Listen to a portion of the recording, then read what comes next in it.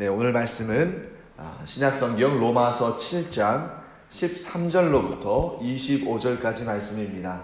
저와 함께 천천히 읽어보겠습니다. 시작. 그런즉 선한 것이 내게 사망이 되었느냐? 그럴 수 없느니라. 오직 죄가 죄로 드러나기 위하여 선한 그것으로 말미암아 나를 죽게 만들었으니 이는 계명으로 말미암아 죄로 심히 죄되게 하려 함이라. 우리가 율법은 신령한 줄 알거니와 나는 육신에 속하여 죄 아래에 팔렸도다. 내가 행하는 것을 내가 알지 못하노니 곧 내가 원하는 것은 행하지 아니하고 도리어 미워하는 것을 행함이라. 만일 내가 원하지 아니하는 그것을 행하면 내가 이로써 율법이 선한 것을 시인하노니 이제는 그것을 행하는 자가 내가 아니요 내 속에 거하는 죄니라. 내 속 곧 내 육신에 선한 것이 거하지 아니하는 줄을 아노니 원함은 내게 있으나 선을 행하는 것은 없노라. 내가 원하는 바 선은 행하지 아니하고 도리어 원하지 아니하는 바 악을 행하는도다. 만일 내가 원하지 아니하는 그것을 하면 이를 행하는 자는 내가 아니요 내 속에 거하는 죄니라. 그러므로 내가 한 법을 깨달았노니 곧 선을 행하기를 원하는 나에게 악이 함께 있는 것이로다. 내 속 사람으로는 하나님의 법을 즐거워하되 내 지체 속에서 한 다른 법이 내 마음의 법과 싸워 내 지체 속에 있는 죄의 법으로 나를 사로잡는 것을 보는도다. 오호라, 나는 곤고한 사람이로다. 이 사망의 몸에서 누가 나를 건져내랴. 우리 주 예수 그리스도로 말미암아 하나님께 감사하리로다. 그런즉 내 자신이 마음으로는 하나님의 법을, 육신으로는 죄의 법을 섬기노라. 아멘. 우리가 혼동할 수 있는 부분이 있기 때문에 제가 결론적인 부분을 먼저 말씀을 드리고 좀 시간이 허락되는 대로 자세히 말씀드리겠습니다. 자, 25절 말씀이 오늘 본문의 마지막 구절이잖아요. 그래서 이게 결론입니다. 그래서 우리 25절만 한번 다시 한번 읽어보겠습니다. 시작. 우리 주 예수 그리스도로 말미암아 하나님께 감사하리로다. 그런즉 내 자신이 마음으로는 하나님의 법을, 육신으로는 죄의 법을 섬기노라. 아멘. 이 말씀을 오해하면 굉장히 문제가 발생하는데 가장 흔하게 오해하기 쉬운 것이 뭐냐면 이분법적인 사고방식입니다. 그러면 이분법이 뭐예요? 이것과 이것을 나누고 이 둘이 서로 충돌하거나 이 둘이 서로 갈등하거나 하는 그런 구도로 보는 거죠. 그래서 이 25절 말씀을 이런 흔한 이분법적인 오류를 가지고 보면 어떤 관점을 우리가 갖기 쉬우냐면, 자, 내 자신이 마음으로는 하나님의 법을, 육신으로는 죄의 법을 섬긴다 하면서 이게 내 마음과 내 육신을 이분법적으로 이렇게 나눌 위험성이 있습니다. 이렇게 나누는 위험성은 뭐냐면 나는 내 자신, 즉 내 마음은 내 것인데 이 육신은 내 것이 아니기 때문에 이 둘은 서로 갈등할 수밖에 없다. 하지만 이것은 내 책임이 아니다. 이렇게 생각할 수 있다는 거죠. 그러한 이분법적 사고방식이 왜 위험하냐면 이 초대교회 때부터 지금까지 이러한 이분법적인 사고방식을 가진 사람들이 기독교의 아주 주요한 이단들을 형성하고 있었다는 겁니다. 이 2000년 전에 이 당시에는 가장 대표적인 것이 영지주의 이단이에요. 그래서 이 영지주의 이단은 고대 그리스의 어떤 철학으로부터 영향을 많이 받았는데 이 육신과, 여기 나오는 대로죠. 육신과 마음, 또 우리의 어떠한 이 물질적인 우리의 어떤 본질과 또 영적인 본질, 이런 것들을 나누면서 육신과 물질은 악하고 영과 마음은 선하다. 이러면서 이렇게 우리가 이 육신은 악함으로 그것을 버리고 이 마음이나 영은 선하기 때문에 그것에 집중해야 한다 라고 말하면서 이제 집중을 하면서 그쪽으로만 이제 몰려가는 것입니다. 그래서 나중에 어떤 일이 발생합니까? 이 영지주의와 같은 이분법으로부터 굉장히 아주 어떻게 이 두 개가 같은 근원으로부터 출발했을까 하는 두 가지가 나오는데 하나는 금욕주의고 하나는 쾌락주의예요. 금욕주의는 뭐겠습니까?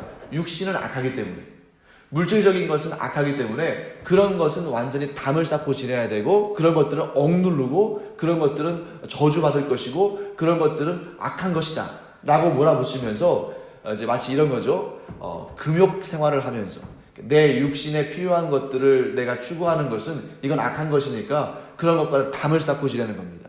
뭐 예를 들면 이제 그런 영향을 받은 데가 이제 뭐 불교나 힌두교도 마찬가지죠. 그래서 이 불교나 힌두교의 수도승들을 보게 되면 어떻습니까? 어떤 경우에는 음식 먹는 것을 막 거부하고, 또 어떤 경우에는 뭐 옷을 또 입는 것을 뭐 이렇게 잘 입는 것을 거부하고 막 그 누더기 같은 거 이런 것들을 쓰고 살고, 또 어떤 경우에는 심지어는 잠도 막 이것도 육신에 속한 것이라고 해서 잠도 잘 안 자고, 그런 힌두교나 불교나 고대 그리스의 그 수행자들은 이 육신을 계속 괴롭히는 것입니다. 그것이 바로 수행이죠.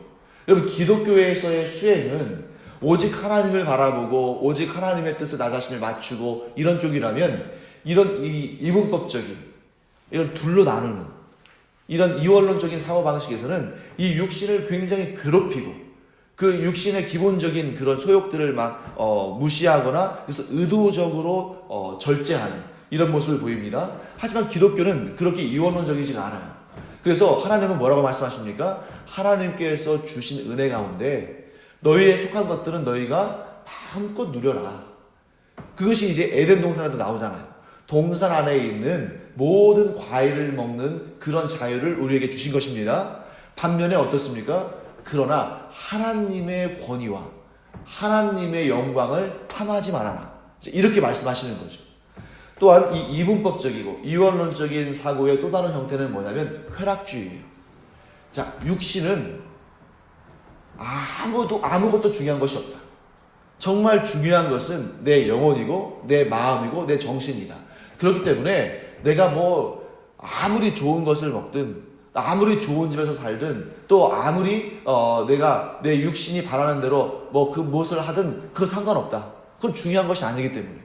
그러니까 내가 뭐 범죄를 해도 좋고, 내가 뭐 술이나 그런 뭐 마약이나 이런 것에 취해도 그것은 진짜 내가 아니라 껍데기이기 때문에 실제로 나에게는 내 본질, 내 자아에게는 아무 영향을 끼치지 못하기 때문에 별로 문제가 안 된다. 그렇게 해서 나온 이단이 오늘날 어떻게 흘러갑니까? 구원파로 흘러가는 거죠. 지금 그 세상의 쾌락에 취해 사는 그 육체, 또 그런 뭐 음식이나 옷이나 명예나 그런 것에 취해 사는 육체는 내 본질이 아니기 때문에 어떻게 해도 상관없다는 겁니다. 놀랍지 않습니까? 이런 이분법적인 사고, 이런 이원론적인 사고가 완전히 색깔이 다른 두 가지의 형태로 발전하잖아요. 한쪽에서는 금욕주의로, 한쪽에서는 어때요? 쾌락주의로. 그러나 우리 기독교는 금욕주의도 아니고 쾌락주의도 아니다. 우리는 하나님께서 우리에게 허락하신 모든 것들을 자유롭게 누릴 수 있지만, 그러나 하나님이 기뻐하시는 방식으로 누린다. 그러니까 우리가 절제한다면 그것은 하나님께서 그것을 기뻐하시기 때문이고, 우리가 하나님께서 주신 그런 것들을 풍성하게 누린다면 그것 역시 우리가 하나님께서 기뻐하시는 방식으로 누리는 것이지, 내 자신을 주인 삼고 내가 주인이기 때문에 내 마음대로 쾌락을 누리거나 내 마음대로 금욕하거나 하는 것이 아니라는 것입니다. 그래서 여러분과 제가 분명히 알아야 될 것은 이 25절 결론의 말씀은 우리의 마음으로 하나님의 법을 지키는 것과 우리의 육신으로 죄의 법을 섬기는 것이 따로따로 별개의 내 개인의 이분법적인 이원론적인 그러한 방식이 아니다 하는 것입니다. 자, 그걸 우리가 어떻게 알 수 있냐면, 가장 간단한 방법은 우리의 육신 따로 우리의 마음 따로 이렇게 구분하면 제일 편하잖아요. 그렇죠? 그래서 이 25절 말씀을 언뜻 생각하면 어떻게 우리가 볼 수 있냐면, 이제 우리가 마음 어디 있냐, 우리의 마음이 어디 있냐 그러면 보통 이제 여기를 이렇게 가리키잖아요. 여러분, 우리 마음 어디 있냐 그러면 여기 가리키잖아요. 그런데 정말 마음이 여기 들어있을까요? 이 속에는 심장과 간과 그런 장기들이 들어있지, 우리의 그 고고한 마음이 이 속 안에 있다. 좀 이건 안 맞지 않습니까? 그런 마음이 여기 있을까요? 마음은 꼭 우리의 두뇌 작용만으로 형성되는 것입니까? 꼭 그런 것 같지도 않아요. 그러니까 여러분, 이게 우리의 이 몸은 이 죄의 법을 섬기고 어디 있는지 모르는 우리의 마음은 하나님을 섬긴다. 이것도 조금 온전히 맞는 것 같지는 않습니다. 또 우리를 좀 약간 혼동하게 할 수 있는 그런 부분이 어디 있냐면, 자, 여기 보시죠. 18절 말씀 보실까요? 뭐라고 표현되냐면, 내 속, 곧 내 육신에 선한 것이 거하지 아니한 줄을 아노니. 자, 방금 전에 우리가 25절 말씀을 보면 마음은 이 속 안에 있는 것 같고 육신은 그 바깥에 있는 것 같잖아요. 우리가 상식적으로 이해할 때. 그런데 18절 말씀을 보시면 이 반대로 표현된 것 같습니다. 내 속, 곧 육신에. 자, 육신이 지금 어디에 있는 거예요? 내 속에 있다고 표현하잖아요.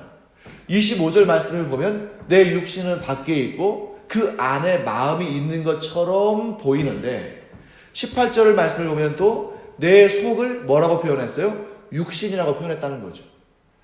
여기서는 이랬다가 저기서는 저랬다가 하는 것처럼 보이기 쉽습니다. 그래서 제가 이렇게 정리를 한번 해봤어요. 시간이 많지 않으니까 이 결론적인 정리를 먼저 다루겠습니다. 가장 흔히 우리가 오해하기 쉬운 이 구도 중에 하나는 뭐냐면, 이렇게 전체 집합을, 여러분 이제 우리 수학 시간에 전체 집합 배우고 그 속에 부분 집합 배우잖아요. 전체 집합으로서의 내 자아가 이렇게 있다면 그 중에 하나, 그 부분 집합으로 육신, 그 부분 집합, 또 다른 부분 집합으로 마음, 이렇게 구분하는 것이 가장 우리가 쉽게 구분하는 법입니다. 그래서 예를 들면 이런 거죠. 내 마음의 여집합은 육신이 되는 것이고 육신의 여집합이 마음이 되는 거죠. 그래서 이 둘이 이렇게 동등하게 병렬적으로 이렇게 있는데 그 사이에서 막 갈등하는 거예요. 이쪽으로 갈까 저쪽으로 갈까. 이거는 제 생각에는 잘못된 구분인 것 같습니다. 자, 여기에서 분명히 18절 말씀에 내 속이라고 표현할 때 이 구도에 한번 우리가 집중해 봤으면 좋겠어요. 그래서 제가 그리는 방법은 뭐냐면, 이 안에, 우리 안에, 나라는 이런 전체 집합으로서 내 자아 안에 맨 가운데 뭐가 있냐면 육신이 있는 거예요. 내 속에 육신이 있다 한 것처럼 내 안에 육신이 있습니다. 그러니까 여기서 말하는 육신은 이런 몸뚱아리가 아닌 거예요. 이런 몸은 그냥 여기에서 이 육신이라는 단어와 이 사르크스라는 단어와 또 이 몸이라는 단어가 이게 막 계속 반복해서 나오는데, 지금 사도 바울이 말할 때 육신은 결코 이 살과 뼈로서의 육신이 아닙니다. 이거 뭐예요? 옛 자아인 거죠.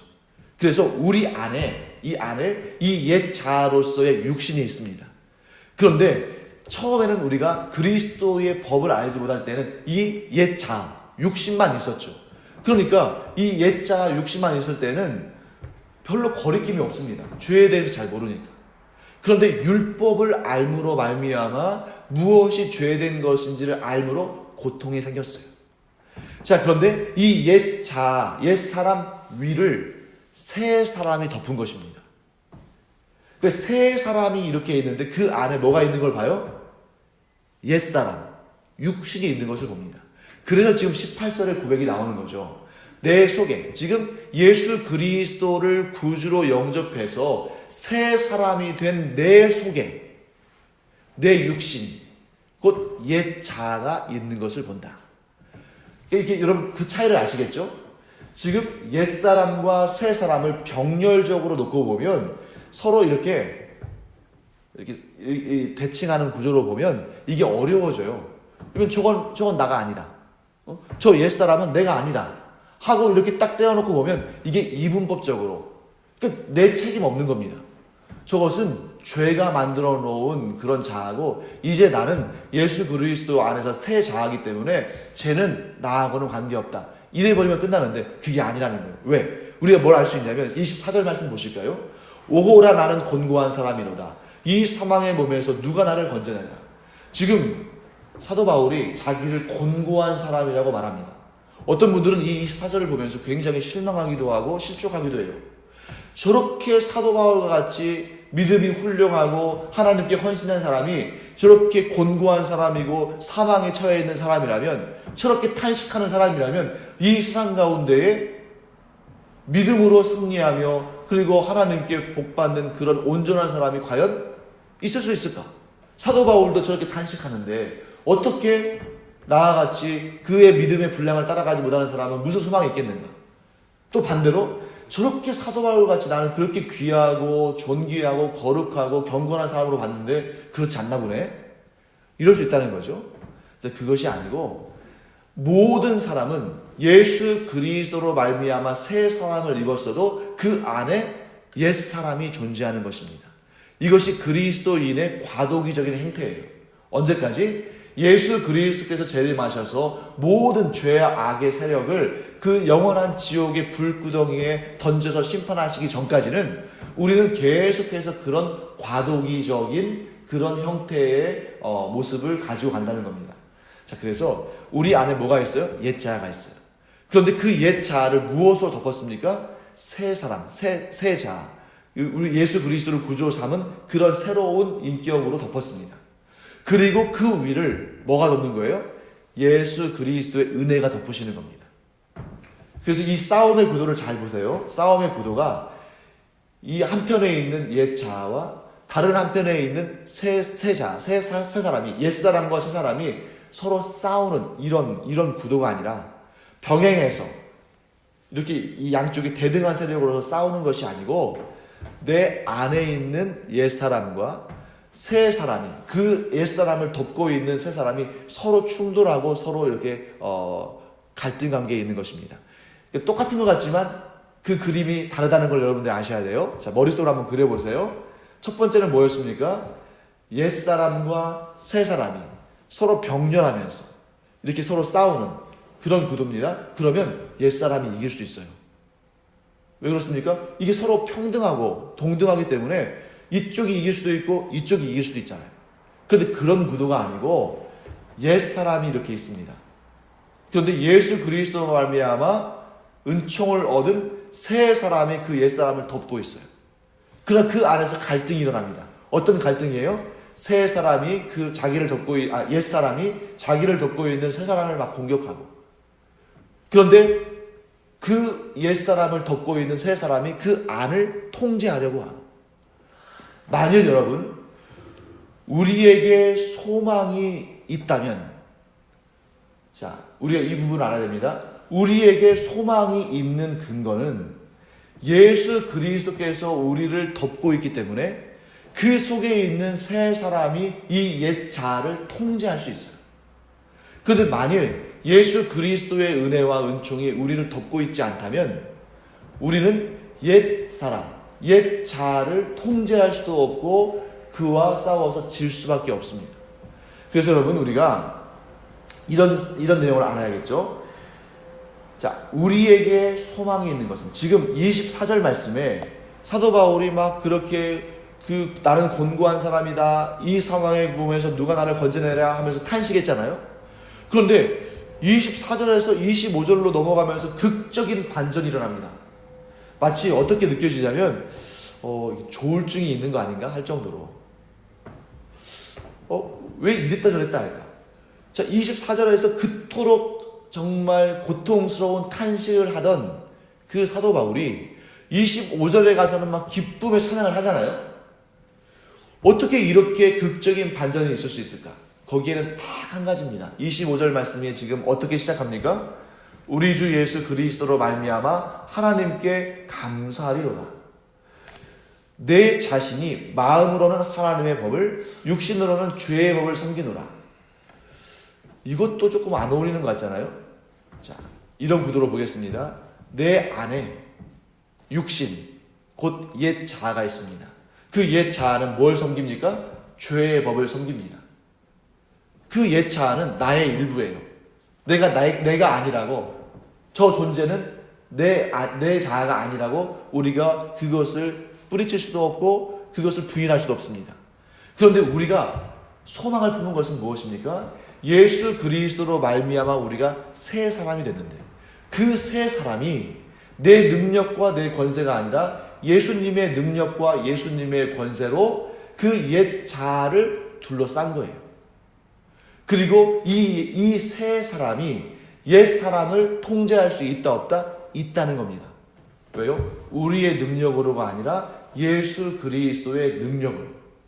그래서 예수 그리스도로 말미암아 하나님께 감사하는 겁니다. 그러면 예수 그리스도의 어떤 능력으로 우리가 옛사람을 통제할 수 있는가? 예수님께서 우리의 본이 되셨죠.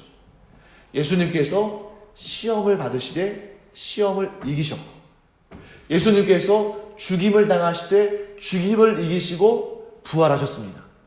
그래서 예수님께서 우리를 대표해서 이 일을 이루시고 지금도 우리를 넉넉히 도우시기 때문에 우리 안에 있는 이 영적인 전투가 날마다 이루어지지만 나는 예수님 편이기 때문에, 또 옛 자아는 사망의 편이기 때문에 나는 예수님께 속하고 옛 자아는 죄와 사망의 권세에 속하기 때문에 누가 승리한다는 거예요?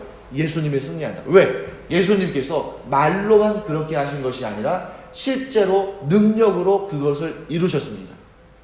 예수님께서 시험을 이기셨고 예수님께서 죄와 사망의 권세를 이기시고 부활하셨습니다. 그렇기 때문에 그 예수 그리스도 안에 존재하는 나, 곧 이 시대로 따진다면 예수 그리스도 안에 존재하는 새 사람인 나는 내 안에 있는 육신, 곧 옛사람을 통제할 수 있고 그 옛사람을 향하여서 승리를 선포할 수 있다는 것입니다.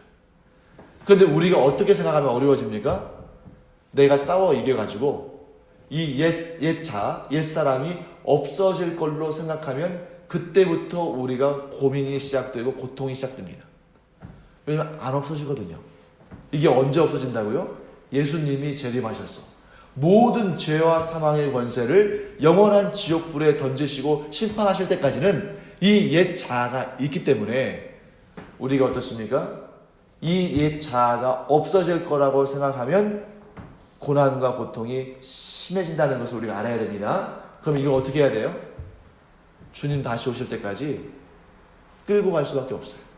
그런데 어떤 이는 이 옛 자아에게 져서 날마다 실족하고 날마다 고난당하고 날마다 고통을 당하는데, 어떤 이는 이 옛 자아, 옛 사람이 존재한다는 것을 분명히 인식할 뿐만 아니라 내 힘과 내 능력이 아니라 주님의 힘과 주님의 능력을 의지해서 이 옛 자아를 없애는 것이 아니라 통제하며 나간다는 겁니다. 없앨 수 없는 것을 자꾸 없애려다 보니까 고통이 우리에게 심하게 임하는 거죠. 그럼 우리는 분명히 알아야 됩니다. 주님 다시 오실 때까지는 이 옛사람을 우리가 통제하며 나가는 것이지 그것을 내 스스로의 능력으로 없앨 수 없다. 자, 그렇기 때문에 사도 바울이 그 비결을 안 겁니다. 이게 없어졌으면 좋겠는데, 이 옛사람이 없어졌으면 좋겠는데, 이것이 내 안에 있으니까 너무 고통스럽고 너무 힘든 거예요. 자, 율법 안에 있는 사람들이 그렇죠. 율법 안에 있는 사람들이 그 율법을 완전히 지키는 행함으로 말미암아 내 안에는 옛사람은 없고 새사람만 있으면 좋겠는데 계속 이 옛사람을 보면서 고통스럽고 힘들고 그러한 영적인 갈등을 경험합니다. 그런데 사도 바울이 25절에서 말합니다.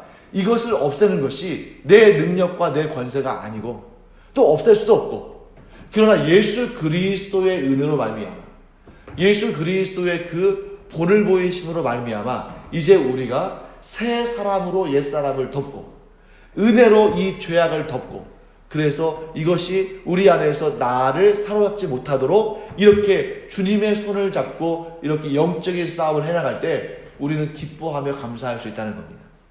그래서 여러분과 제가 이렇게 마음을 정리하기를 원합니다. 내가 아무리 원한다고 해서, 내가 아무리 노력한다고 해서 내 속에 있는 죄의 법을 따르는, 육신의 법을 따르는 내 옛사람이 사라지지는 않는다. 그러나 우리가 할 수 있는 일은 무엇입니까? 내가 예수 그리스도의 은혜를 힘입어, 예수 그리스도의 능력을 힘입어, 그리고 성령의 충만하심을 힘입어 최대한 이 옛사람을 통제하고 옛사람을 누르고 내 안에서 이러한 하나님께서 기뻐하시는 일로 충만한 그런 삶을 사는 것이 굉장히 중요한 일이다. 그래서 여러분과 제가 그런 쪽으로 노력을 해야지, 옛 자아가, 옛사람이 없어질 것을 목표로 한다면 우리가 하루하루가 너무 고통스러울 거예요. 그래서 여러분과 제가 그 죄를 바라보며 옛사람을 바라보며 고통당하기보다는 우리를 은혜로 둘러싸고 있는, 주님을 바라보며 주님의 손을 붙들고 성령 충만함으로 날마다 승리의 역사를 거두는 여러분과 제가 되기를 간절히 축원합니다. 기도하겠습니다. 하나님 감사합니다. 이 시간 저희가 솔직히 고백하기를 원합니다. 우리 안에 옛사람이 있는 것, 육신의 법을 따르는, 죄의 법을 따르는 그러한 자아가 있다는 것을 저희들이 솔직히 고백하고 시인합니다. 그러나 하나님, 그 옛사람만 바라보며 그 옛사람을 없애고 그 옛사람을 제거하기를 원하며 우리의 힘을 그곳에 집중시키면 결국에는 우리가 실족할 수밖에 없고 실망할 수밖에 없고 고난 가운데 있을 수밖에 없음을, 고통 가운데 있을 수밖에 없음을 고백합니다.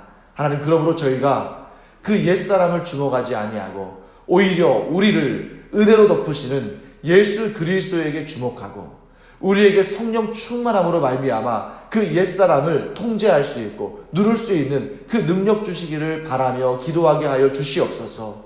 그래서 내 옛사람을 바라보며 절망하기보다는 나를 은혜로 덮으신 예수 그리스도, 나를 위하여 십자가에 달려 죽으시고 부활하신 그 능력으로 우리를 구원하신 예수님을 바라보며 새 힘을 얻는 저희들이 되게 하여 주시옵소서. 감사드리며 예수님의 이름으로 축복하며 기도합니다. 아멘. 이제는 우리 주 예수 그리스도의 은혜와 하나님 아버지의 무한하신 사랑과 성령의 감동, 감화, 위로, 교통하심이 이 시간 나의 옛사람에게 주목하다가 실족하고 고통당하는 것이 아니라 오직 나를 은혜로 덮으신 예수 그리스도를 바라봄으로 말미암아 소망을 얻고 힘을 얻기를 원하는 주님의 사랑하시는 제자들 위에 이제로부터 영원토록 함께 있을지어다. 아멘.